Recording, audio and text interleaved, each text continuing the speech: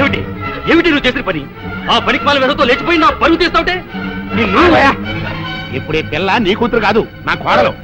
ఏదో కొడతాన వాళ్ళు చేసింది, ముహూర్తం టైంకి వచ్చేసింది కదా, వదిలేయ్. రేయ్ బుల్లిరాజు గారిని తీసుకోండి. మంత్రి గారు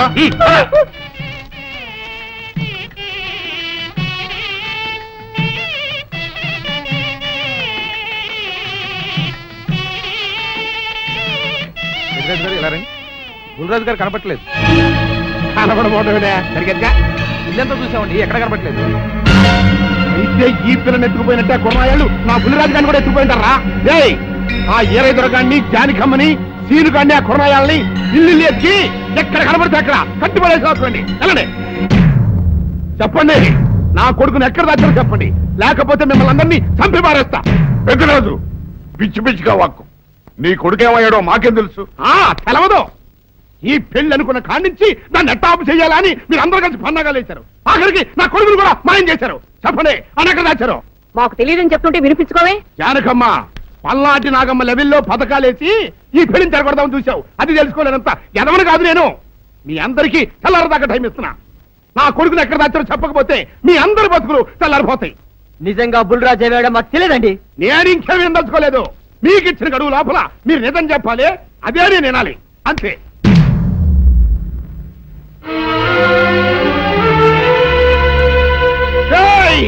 గడువు దాటిపోయిందిరా, మిమ్మల్ని అందరినీ చంపేస్తా. నిజం చెప్పండి. బాబు గారు బుల్రాజు గారిని ఎవరో చంపేసి చెరువులో పడేసారండి.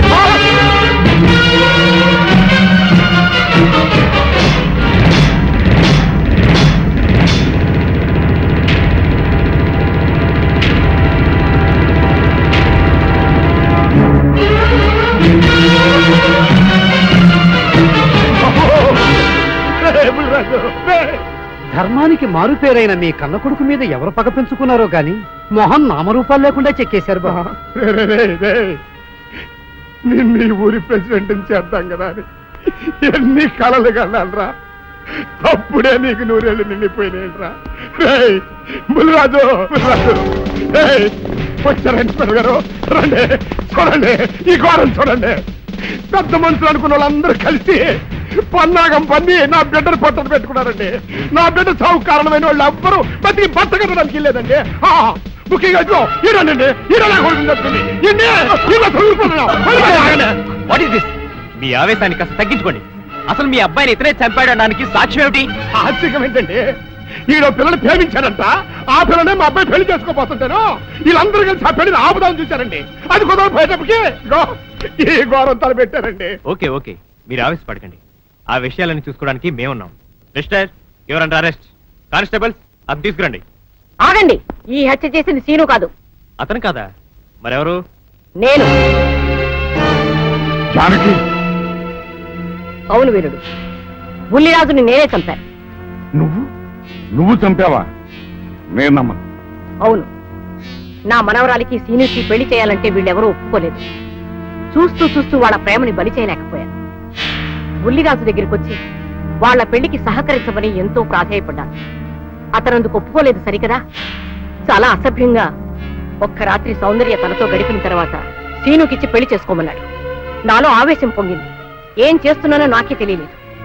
అక్కడ ఉన్న ఇనుప లైట్ స్టాండ్ తో బలంగా బుల్లిరాజు నెత్తి మీద కొట్టాను. ఆ తర్వాత గాని నేను చేసిందేమిటో నాకు తెలియలేదు. కానీ అప్పటికే అతని ప్రాణాలు పోయాయి. వెంటనే శవాన్ని అక్కడి నుంచి తరలించి చెరువులో తోయించాను. ఇన్స్పెక్టర్ గారు, జరిగింది చెప్పాను. ఇందులో ఎవరి ప్రమేయం లేదు. ఈ హత్య చేసింది నేను. నన్ను అరెస్ట్ చేయండి. ఐసీ, అలాగా. కానిస్టేబుల్స్, ఆవిడ అరెస్ట్ చేసి తీసుకురండి. ఈ బాడీని పోస్ట్ మార్టం పంపించండి. వాళ్ళందరూ వదిలేయండి. పెద్దరాజు గారు, మీరు ఒకసారి స్టేషన్కి వచ్చి స్టేట్మెంట్ ఇవ్వండి.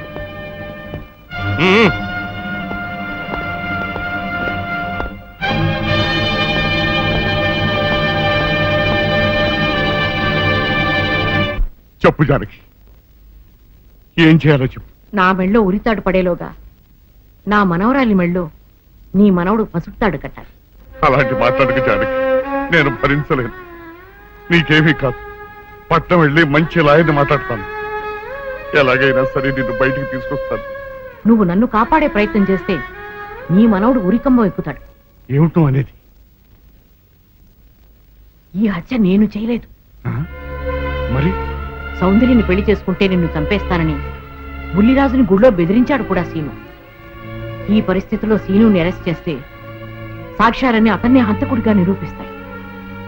సీనుకి శిక్ష పడితే నా మనవరాలి గుండె పగిలిపోతుంది. అందుకే ఆ జంట దూరం కాకూడదని ఈ హత్య నేనే చేశానని నేరం నా మీద వేసుకున్నాను.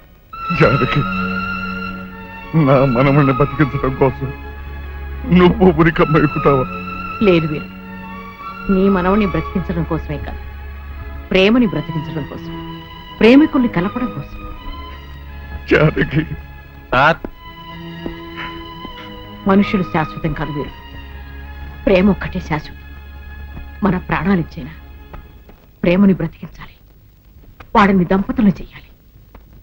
అదే నా కోరిక. చేస్తావు కదూ?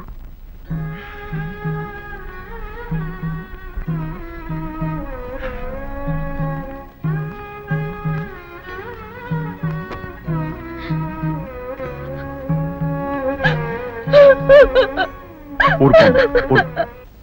చెయ్యని నేరానికి జానకి శిక్ష అనుభవించడం నేను భరించలేదు. ఆమె చేసిన త్యాగానికి మన కుటుంబం మొత్తం తరతరాలుగా సేవ చేసిన ఆమె రుణం చేరు. మనం వెంటనే పట్నం వెళ్ళి మంచి లాయర్ని మాట్లాడు. నా ఆస్తి మొత్తం పోయినా సరే జానకిని మాత్రం కాపాడు. వీల్లేదు. ఏ రైతు పట్టణం వెళ్తానికి లేదు, జానకమ్మని కాపాడడానికి లేదురా. ఏ మనవరాలి కోసమైతే నా ఒక్కగానొక్క కొడుకుని పొట్టలు పెట్టుకుని నా కడుపులో తెచ్చి రేపిందో ఆ మనవరాలికి బతకడానికి లేదు. అది ఎక్కడ కనపడితే అక్కడ ముక్కలు ముక్కలు కింద నరికేయండి. వెళ్ళలే.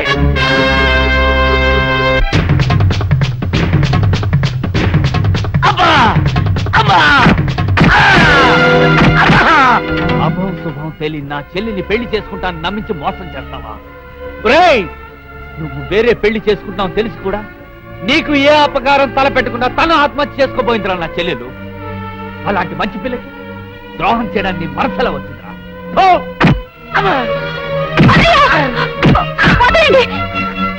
పుల్లిరాజుని జానకమ్మ చంపేసిందనుకుని సౌందర్యని సీనుని చంపమని మనుషుల్ని పంపిస్తున్నాడు పెద్దరాజు. ఇప్పుడు ఈయన బ్రతుకున్న విషయం తెలియకపోతే సౌందర్యని సీనుని వాళ్ళు ఖచ్చితంగా చంపేస్తారు. వాళ్ళు పోతే జానకమ్మ వేరే ఇతర బ్రతకలేరన్నయ్య. పుల్లిరాజు నన్ను పెళ్లి చేసుకోపోయినా పర్వాలేదు, నా జీవితం నాశనం అయిపోయినా పర్వాలేదు, ఇంతమంది చావలి కాడు నేను కాకూడదన్నయ్యా. పుల్లిరాజు బ్రతికే ఉన్నాడన్న విషయం పెద్దరాజుకి చెప్పండి అన్నయ్యా, చెప్పండి. వినరా విను, ఇంత జరిగినా అది ఇంకా నీ మంచే కోరుకుంటోంది.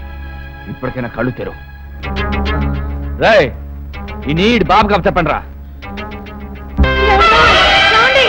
ప్రెసిడెంట్ గారి మనుషులు సౌందర్యం తీసుకుపోతున్నారు. మన సీని గారి స్నేహితులు వాళ్ళతో కలబడ్డారు. రండి రండి.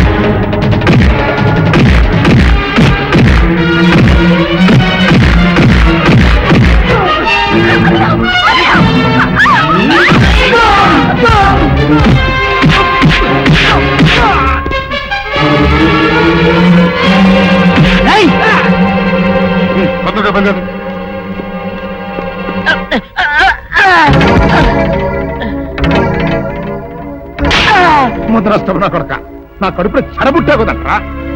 ఎంతకన్నా నువ్వు చచ్చినా బాగుండేది. నువ్వు నిజంగా చచ్చావు అనుకుని ఆ పిల్లలు కూడా చంపేమని మనుషులు పంపించారు కదట్రా. అమ్మా గౌరీ, మా ఊరు చేసిన ఏదో పనికి నేను క్షమాపణ కోరుకుంటానమ్మా. పెద్దవారు అంత మాట అనకండి. ఏంట్రా సిగ్గు లేకుండా ఇంకా నిలబడి చూస్తావు? లగెత్తులు పోలీస్ స్టేషన్కి వెళ్ళి నేను ఇంకా బతికుండే తెచ్చాను అని చెప్పి జానకమ్మ నిడిపించుకురా. ఆ పిల్లకేం కాకుండా నేను చూసుకుంటా.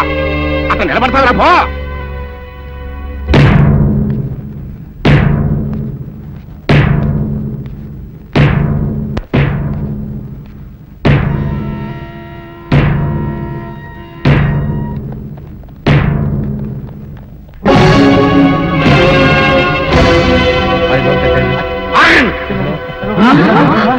అడుగు ముందుకు వేశారో తలకాయలు పుచ్చకాయలా ఎగిరిపోతాయి. బాబు మీరు ఇక్కడే ఉన్నాడు, వాళ్ళ అంతు చూస్తాను. ఒరే పెద్దిరాజు, నీ బలగాన్ని వెంటేసుకొస్తే నేను బెదిరిపోయి నా మనవన్నే మనవరాలు నీకు అప్పగిస్తాననుకున్నావురా? ఎరేగరా ఆవేశం తగ్గించే కాస్త నేను చెప్పేది ఇరవయా. దమ్ములుంటే మగాడు అనేవాడు ముందుకు రండిరా. ఈ వీరగర సత్తాయుడో చూపిస్తాను. ఇప్పించుకోండి బాబు.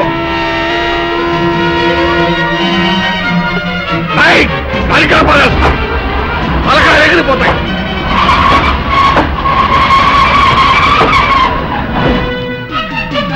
నేను అమ్మాయి మీరు ఎక్కడే ఎక్కడ మీరు వీళ్ళ సంగతి నేను చూస్తాను. ఎక్కడే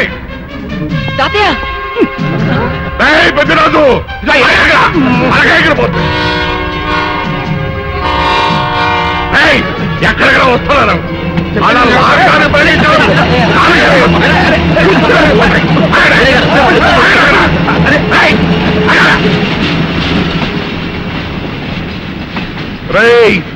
నా మనవడు మనవరాలు ప్రేమ పౌరాలా ఎగిరిపోయారా. వాళ్ళ పెళ్లి ఎవడాపుతాడో ఇప్పుడు ఆపండిరా. వీరుడు, నేనే వాడిని దింపేశాను. వీరుడు, నీకిచ్చిన మాటను కనీసం ఇప్పుడైనా నిలబెట్టుకుందాం అనుకుంటే ఎందుకు దించావు జానకి? బుల్లిరాజు బ్రతికినాడు తాతయ్య. బుద్ధిరాజు బతికే ఉన్నాడా? అదిగో నిక్షేపంలా ఉన్నాడు మా అల్లుడు గారు. బుద్ధిరాజు నీ అల్లుడా? అవును వీరయ్యా, మా ఊరు పెళ్లి చేసుకోవాల్సింది జానకమ్మ గారి మనవరాలి కాదు, ఆ. ఈ పంతులు గారి కూతుర్ని. ఇచ్చేద్దామని వచ్చానేమో నువ్వేమో ఖర్చు ముట్టుకు అందులో మరి ఆ రైతు మొత్తంలో ఎవరేం మాట్లాడుతారో నాకు అర్థం ఎత్తగా. అయితే తొందరగా వెళ్దారండి, అందరం కలిసి పెళ్లి ఏర్పాట్లు అక్కడే చేద్దాం. ఈ కథతో భరేస్తానులే.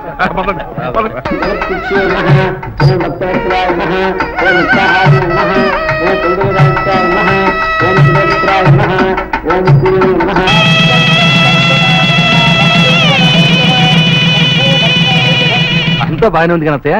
నాకు అంతు పట్టని విషయం ఒకటే, ఇంతకీ నువ్వు చంపింది ఎవరిని? మీ అత్తయ్య ఎవరిని చంపలేదు, అంతా ఉత్తుదే. మరి ఆ చెరువులో దొరికిన శవం? నేను చెప్తాను. కొత్తపల్లి నుంచి ఇప్పుడే మాకు రిపోర్ట్ అందింది. ఆ శవం ఆ ఊరు వాడిదేనట. పెళ్లి కొడుకు తరపు వాళ్ళకి పెళ్లి కూతురు తరపు వాళ్ళకి జరిగిన ఘర్షణలో అతను చంపేసి ఆ శవాన్ని మీ ఊరి చెరువులో పారేశారట. అది విషయం. అట్టగా